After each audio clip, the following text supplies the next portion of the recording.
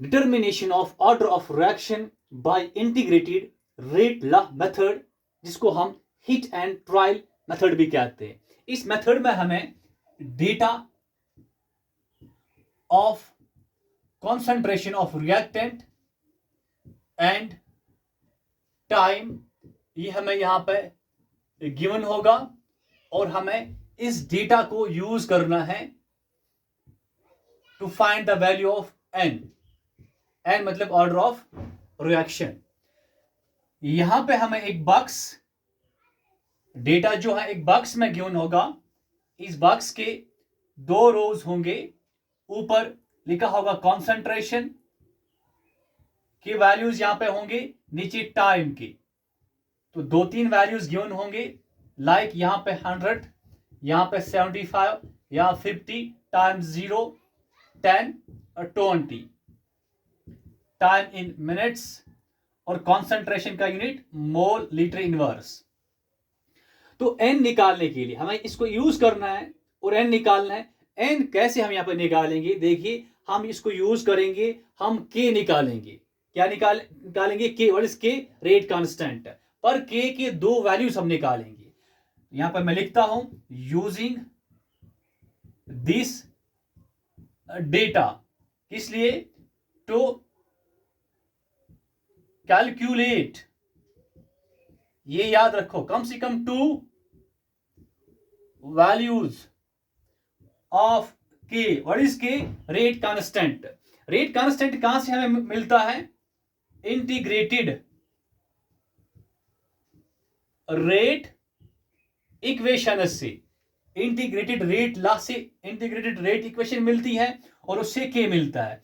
अब हम 2 values of के ही क्यों निकालेंगे यहां से? क्योंकि जो के है ये क्या है? कांस्टेंट होता है and is independent on concentration of reactant. चलिए कैसे हम ये करेंगे, के वैल्यूज कैसे निकालेंगे? देखिए पहली हम समझते हैं कि n का वैल्यू 0 भी आ सकता है, n का वैल्यू 1 भी हो सकता है, n का वैल्यू 2 भी हो सकता है और 3 भी हो सकता है। अगर पहले हम जो निकालेंगे 2 वैल्यूज ऑफ k, ये सिर्फ और सिर्फ हम प्रायोरिटी देंगे फर्स्ट ऑर्डर रिएक्शन को।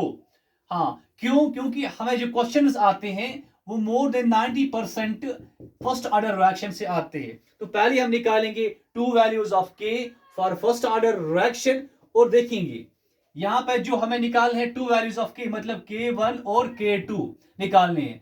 अगर इन दोनों का मैग्नीट्यूड सेम था तो हम कहेंगे ये n का वैल्यू 1 होगा। अगर सेम नहीं था तो हम फिर करेंगे काम, हम जाएंगे फिर जीरो ऑर्डर रिएक्शन के लिए। हम करेंगे calculate 2 values of k for zero order reaction, तो निकलेगा हमें k1 और k2 निकलेगा। अगर दोनों का वैल्यू सेम था तो फिर हम कहेंगे यहां पर n का वैल्यू 0 आएगा। अगर सेम नहीं था फिर हम जाएंगे क्या, हम करेंगे फिर इस कैलकुलेट 2 वैल्यूज ऑफ के for second order reaction and so on. तो स्टार्ट करते हैं फर्स्ट ऑर्डर रिएक्शन से। तो फर्स्ट प्रायोरिटी किसको? First order reaction. तो हमें क्या करना है? कैलकुलेट करेंगे हम, कैलकुलेट 2 वैल्यूज ऑफ के फॉर फर्स्ट ऑर्डर रिएक्शन। देखिए फर्स्ट ऑर्डर रिएक्शन का जो के होता है रेट कांस्टेंट किसके बराबर? 2.303 डिवाइडेड बाय टी। यहां पे क्या आता है? Log of initial concentration divide by remaining concentration base 10। पर कितने वैल्यूज निकालने हैं? 2 वैल्यूज। तो एक हमें निकालना है k1 और क्या निकालना है? k2। फॉर्मूले क्या? 2.303 divide by T log of r0 divide by r base 10। हाँ, अगर ये k1 और k2 जो इनके वैल्यूज निकलेंगे, अगर ये इक्वल थे तो हम कहेंगे n का वैल्यू यहां 1 आएगा। अगर ये इक्वल नहीं निकले तो हमें फिर जाना है जीरो ऑर्डर रिएक्शन पे। तो चलिए मुझे बताओ कि हमें करना क्या है। ये केस 1 है। केस 1 जो r0 है ये इनिशियल कॉन्सेंट्रेशन है। तो हम एक काम करते हैं, इस 100 को चुनते हैं इनिशियल कॉन्सेंट्रेशन, और ये 75 और 50 जो है फॉर केस फर्स्ट, ये हमारा हुआ केस 1 और ये हुआ केस सेकंड। केस 1 के लिए 75 हम चुनेंगे क्या, रिमेनिंग कॉन्सेंट्रेशन। और केस सेकंड जो हमारा है जिसमें हमें K2 निकालना है, इसके लिए 50 चुनेंगे रिमेनिंग कॉन्सेंट्रेशन। तो बताओ यहां पे क्या आएगा, दोनों जगह 100 आएगा, यहां भी आएगा 100 आएगा। फिर यहां पे R का वैल्यू क्या, 75, ऊपर 75 आएगा और नीचे क्या आएगा, 50 आएगा। तो हमने पुट वैल्यूज किए कॉन्सेंट्रेशन के वैल्यूज। अब टाइम देखना है, K1 में, केस फर्स्ट में, हाँ ये हमारा टाइम 10 - 0 क्या होता है, 10। तो यहां पर जो टाइम हमारा वो 10 होगा। और यहां पे टाइम क्या आएगा, 20 - 0, क्योंकि इनिशियल कॉन्सेंट्रेशन 100 है, फाइनल है 50, और ये फाइनल टाइम 20, इनिशियल 0, 20 - 0 क्या होता है, 20 यहां पे आएगा।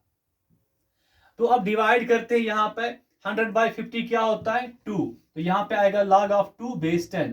और यहां पे क्या आएगा, 75, 25 3s are 25 4s are, मतलब 4/3 यहां पे आएगा, 4/3, log of 4/3 base 10। मुझे बताओ क्या ये वैल्यू और ये वैल्यू कंपेयर करके क्या ये सेम आते हैं, यहाँ पे log ऑफ 4/3 बेस 10 है, यहाँ पे log ऑफ 2 बेस 10 है। मतलब यहाँ पे हमें क्या मिला, K1, अगर हम इस 2 को आगे भी लाएंगे तो फिर भी ये सेम नहीं है, K1 not equal to K2।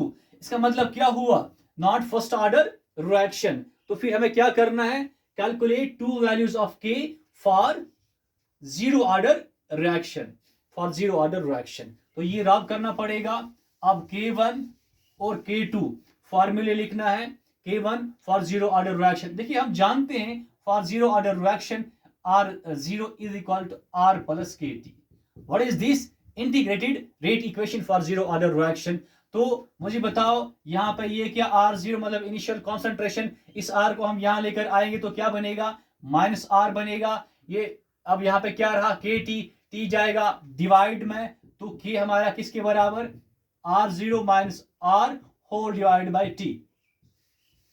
यहां भी आएगा R0 - R whole divide by T। अब मुझे बताओ R0 का वैल्यू क्या, दोनों जगह 100 है, यहां भी 100 आएगा, यहां भी 100 आएगा। अब केस 1 में हमारा रिमेनिंग कॉन्सेंट्रेशन हमने क्या लिया, 75 लिया, और यहां पे क्या लिया, यहां पे 50 लिया हुआ है। तो T हमारा यहां पे क्या, 10 - 0 कितना होता है, 10 होता है। यहां पे 20 - 0 करना है, दैट इज 20। बताओ 10 - 75 किसके बराबर, दैट इज इक्वल टू 25। 100 - 50 किसके बराबर, दैट इज इक्वल टू 50। अब यहां पे क्या आएगा, 5 5 are 25, 5 2s are 5/2 आ रहा है। यहां पे भी क्या आ रहा है, 5/2। मतलब हमें यहां मिला क्या, K1 और K2 क्या है, इक्वल। देयरफॉर n का वैल्यू क्या आएगा, 0। जो ये गिवन डेटा है, यहां इसका n वैल्यू 0 होगा।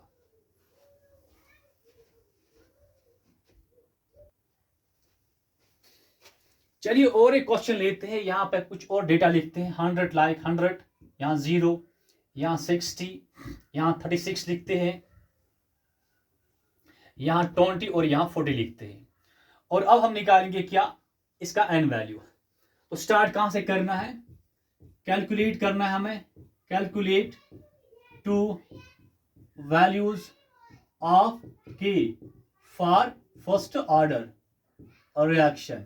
उसका K जो होता है, K1 और K2 निकालना है, K2 निकालना है। K1 के लिए फॉर्मूला क्या, 2.303 divide by T log of R0 divide by R base 10। यहां भी ऐसा ही 2.303 divide by T log of R0 divide by R base 10। ये K जो फॉर्मूले हैं, ये कहां से हमें मिलता है, इंटीग्रेटेड रेट इक्वेशन से। तो चलिए मुझे आप बताओ, यहां पे R0 का वैल्यू क्या, 100।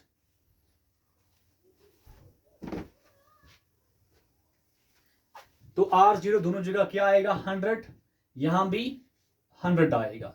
अब ये हमारा केस फर्स्ट हुआ और ये हमारा केस सेकंड हुआ। केस फर्स्ट में ये हमारा R है, और केस सेकंड में ये हमारा R मतलब रिमेनिंग कॉन्सेंट्रेशन। R यहां पे क्या, 60 आएगा, और यहां पे R का वैल्यू क्या, 36 है। यहां पे T क्या, 20 माइनस 0 20 होता है, यहाँ पर t क्या 40 माइनस 0 40 होता है। अब हम इसको कैलकुलेट करते हैं। देखिए ये और ये कटा, अब बचा क्या यहाँ पे 2 5 आर 2 3 आर मतलब 5/3, यहाँ पे ऊपर log ऑफ 5/3 बेस 10। अब यहाँ पे क्या होगा, ये 100/36 है, मीन्स 5 2 आर 5 0 आर, सॉरी 2 से करेंगे, 2 5 आर 2 0 आर 2 1 आर 2 8 आर, क्या निकल के आता है 50/18। उसके बाद 2 2 आर 2 5 आर 2 9 आर, क्या निकल के आता है 25/9। 25/9 को हम ऐसे भी लिख सकते हैं 5/3 का होल स्क्वायर, 5/3 का होल स्क्वायर। तो यहाँ पे 100/36 की जगह क्या आएगा 5/3 का होल स्क्वायर। तो मुझे बताओ उसके बाद क्या होगा, क्योंकि हम जानते हैं log of m power n base 10 बराबर होता है n times log of m base 10। ये n कहाँ गया, पहले मल्टीपल में जाता है। तो ये 2 भी ऐसा ही, ये जो log ऑफ 5/3 पावर 2 बेस 10 है, log ऑफ 5/3 पावर 2 बेस 10 है, किसके बराबर 2 टाइम्स log ऑफ 5/3 बेस 10 है। तो यहाँ पे क्या लिखा जाएगा, इंटू करके पहले 2 फिर log ऑफ 5/3 बेस 10, अब 2 1 आर 2 20 आर, तो ये क्या बना, यहाँ पे 2 खत्म हुआ, अब नीचे क्या आया 20। तो मुझे बताओ, अब कंपेयर करते हैं हम इसको और इसको, दोनों के वैल्यूज क्या आते हैं same, K1 equals to K2, therefore ये क्या है first order reaction, n value यहाँ पे क्या 1।